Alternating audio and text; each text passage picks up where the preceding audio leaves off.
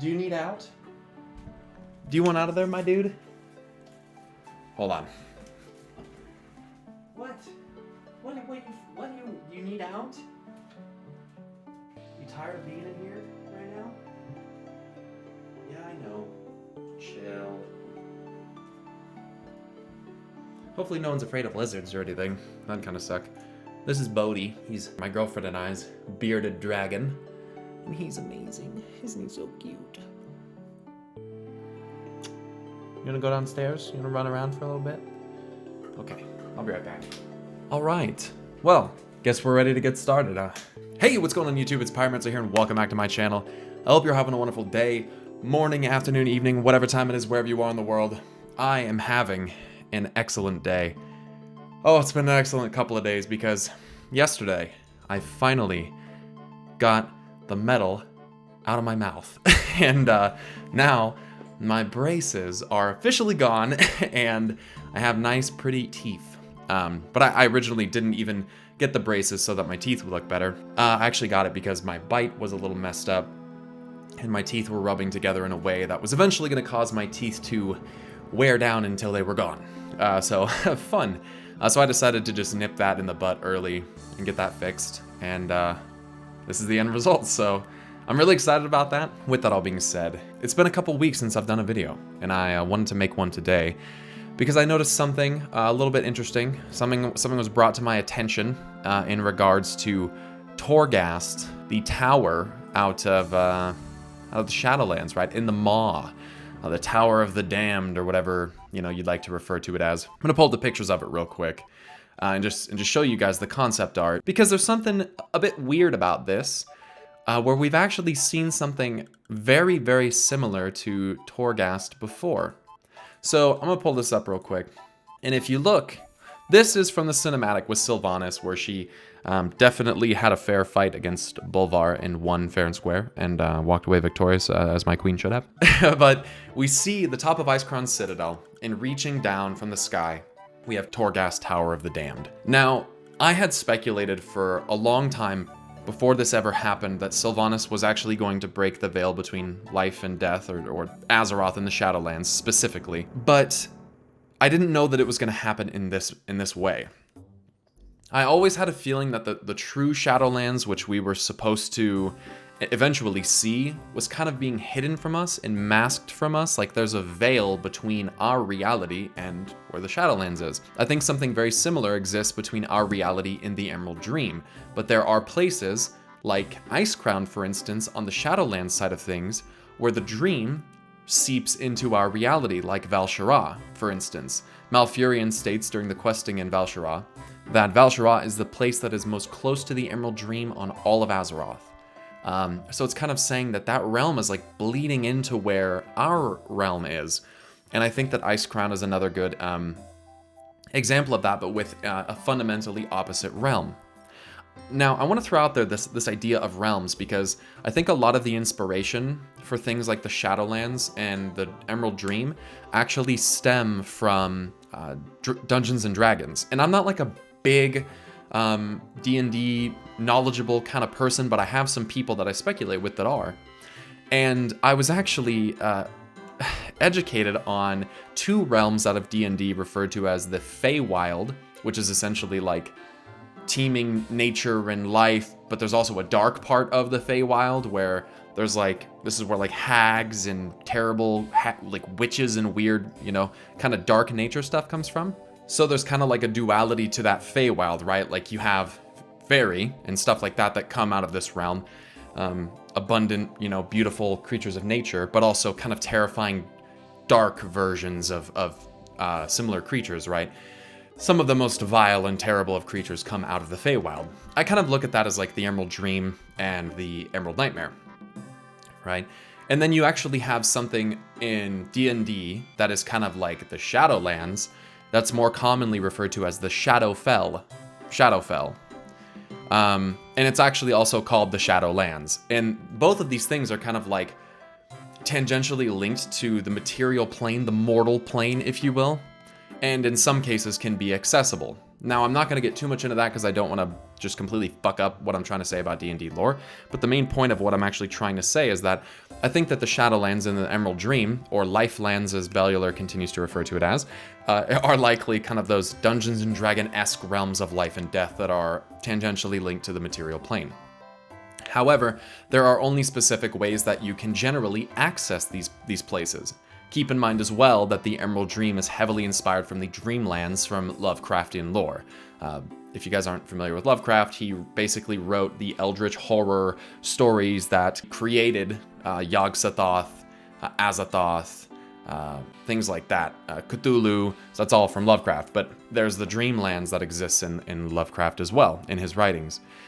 So the Emerald Dream is definitely very much inspired from that, I would say, as well. But generally, there's only certain ways to access these realms, right? Like to get into the Shadowlands, you, as a Death Knight, I suppose you could like Wraith Walk. You know, you basically go into an ethereal form where you're walking not really in the realm of the material, not fully in the realm of the dead, but you're kind of walking that line between them.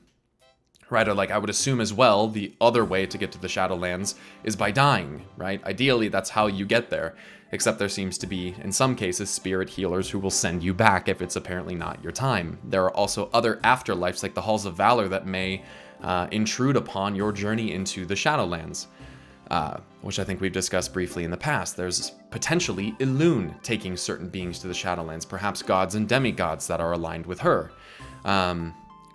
To places like Ardenweald. So, or you can literally apparently just shatter the fucking boundary between the material plane where life really should exist mostly, and apparently just see the fucking Shadowlands right there. But you also do a similar thing with the dream, right? Like you can dream your way through after learning druidic practices and being taught by beings like Cenarius and things of that nature. You can dream your way into the Emerald Dream. It's something that a lot of the druids had been doing in Val-Shara for thousands of years. But you also can enter the dream by physical gateways. Generally, those are portals inherent to world trees and great trees, which would allow you into the Emerald Dreamway, thus into the Emerald Dream itself. It's kind of like a series of gateways. I don't know if it kind of relates to Stargate. I'm not a huge Stargate fan, but that's kind of what I think of it as, is there kind of ways to get through. So what I'm getting at here is there are multiple avenues by which you can traverse between the material, mortal plane, and other planes such as the Shadowlands, the Emerald Dream. I want to also throw out there that there's not a very simple and easy way, that we have discovered anyway, to traverse between Material World A and Material World B. What I mean by that is Azeroth and Draenor, right? Before anyone says, oh, well, the Draenei flew from Draenor to Azeroth, and the Draenei flew from Argus to Draenor, let me throw something out there. Argus is, and was, and always had been, to our knowledge, located in the Twisting Nether. Argus, the planet, where the Eredar, now Draenei, originally came from, was located in the Twisting Nether. Here's the thing about that. Draenor, termed that name by the Draenei, of course, and Azeroth exist in the material plane as far as we know. So we go from a physical world that exists within the Twisting Nether in another realm, and we go to Draenor. And then from Draenor, they apparently flew into Azeroth. But here's the thing that a lot of people don't consider. The Draenei had multi-dimensional traveling ships.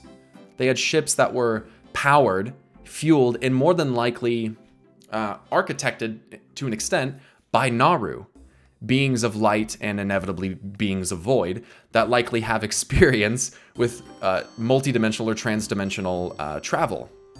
Their ships are literally built to go into the Twisting Nether and traverse the Twisting Nether. The Legion has ships that do a very similar thing.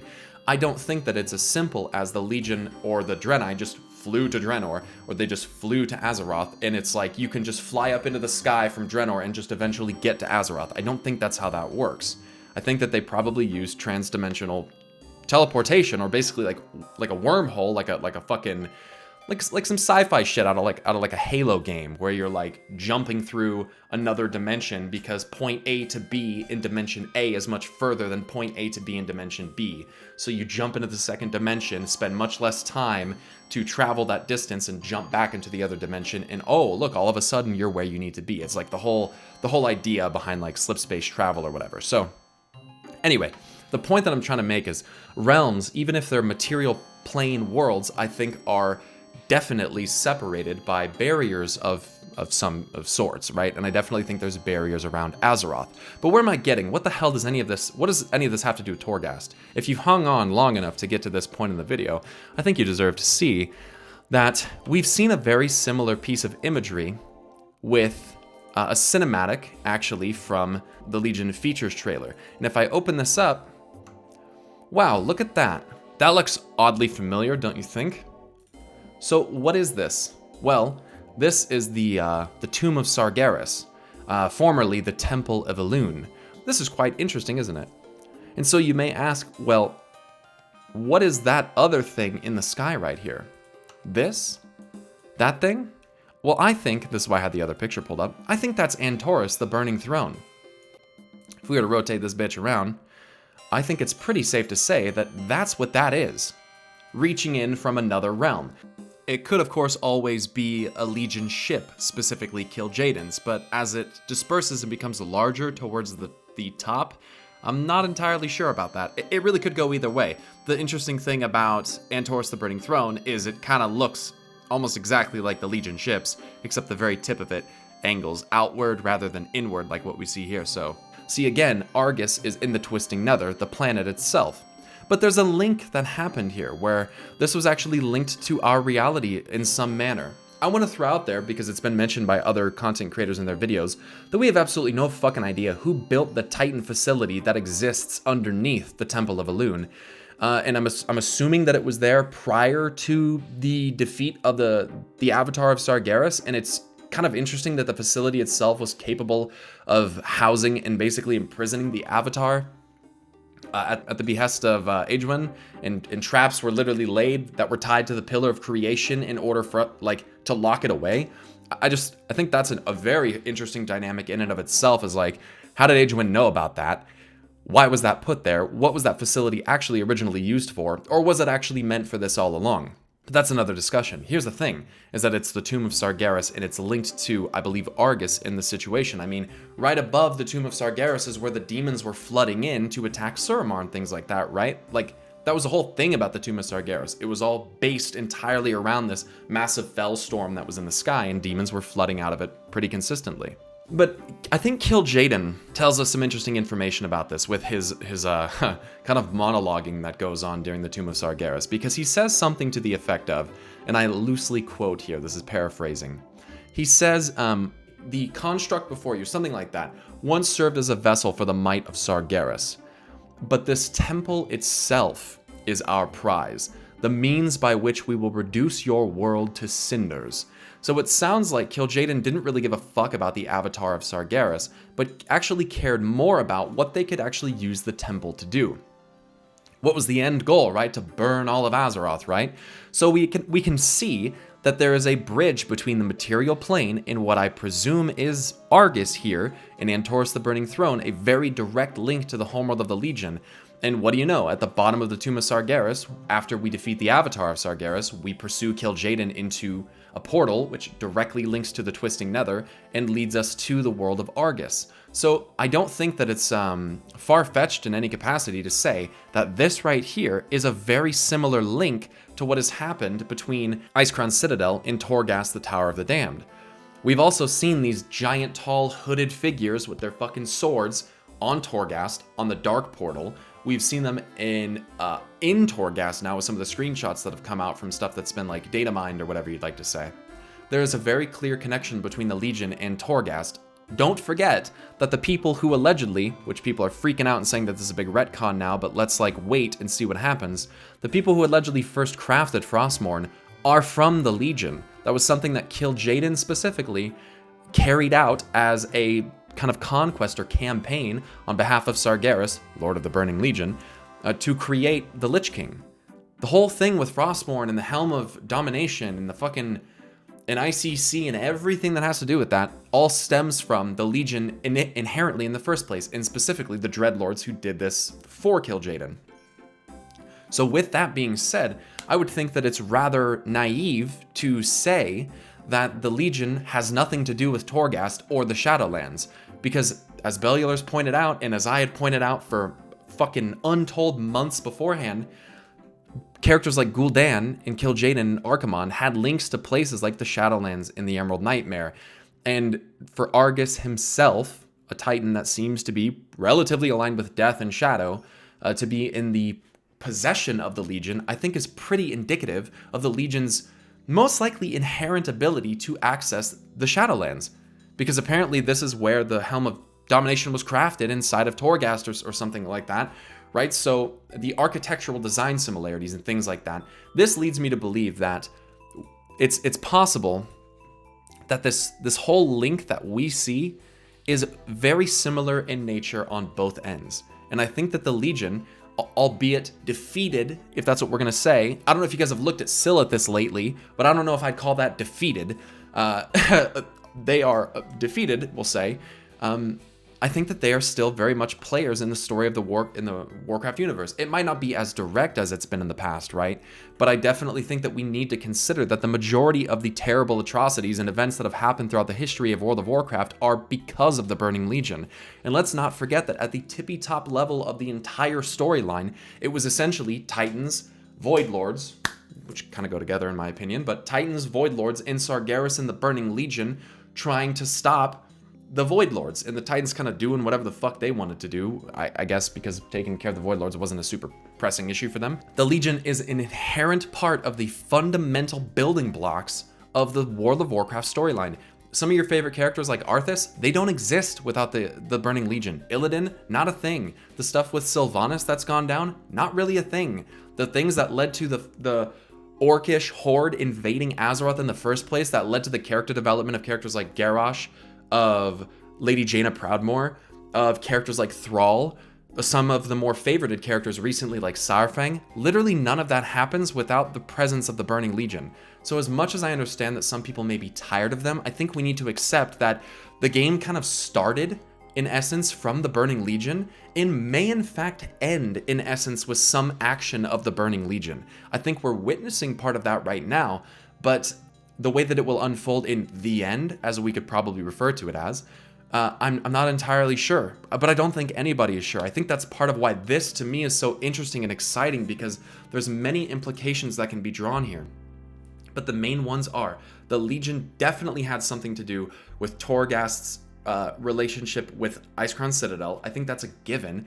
The Jailer is more than likely some kind of middleman. Fuck, man, the Jailer could be an ally of the Burning Legion for all we know, considering how Sylvanas is acting, like, I don't know, doing things that the Legion has actually tried to carry out in the past, like burning down fucking world trees, seems to be hinting potentially at Sylvanas, whether she means to or not, carrying out the will of the Burning Legion to an extent, and Sargeras himself.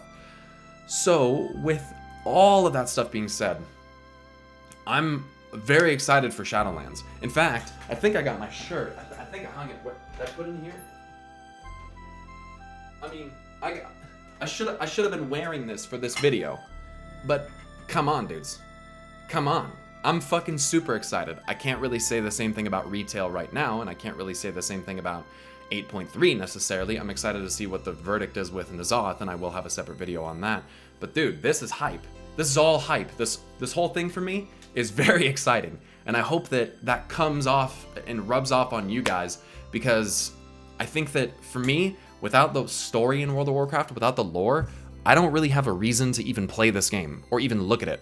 For me, it's all about the narrative and what's falling into place. So everyone will have their different beliefs and ideas and things that they think would be cool and not cool. I'm going to stick to my guns like I always have and remain resolute on some of those main primary theories that I've had over the years.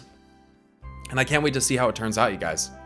So with that being said, I appreciate you guys very much for watching this video. If you're new to my channel, please do hit the subscribe button, you guys. We're closing in on 80,000 subscribers, and we're getting ever closer to 100,000. I would love to see 3,000 likes on this video, but we'll see how that goes. And And I'd really like if you guys would leave a comment down below letting me know what you think about this relationship between what we see in the Temple of Elune, Tomb of Sargeras, and the link to presumably Antorus the Burning Throne and Icecrown Citadel and Torghast. What does that mean to you, if anything?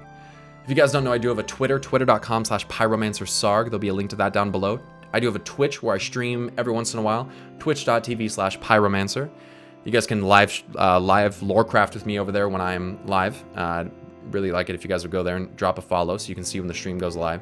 And then, of course, I do have a Patreon, patreon.com/pyromancer, where you guys can throw $1, $5, $20, fucking, if you're crazy like some people, $100 a month my way to help me pay the bills, improve the content here on the channel, and get stuff like Shadowlands shirts and World of Warcraft books. So with that all being said, you guys, once again, thank you so much for watching this video. I appreciate you guys very much. Stay awesome. And until next time, I'll see you guys later. Peace. And I'm going to cheese it. Cheese it for the end, dudes. See ya.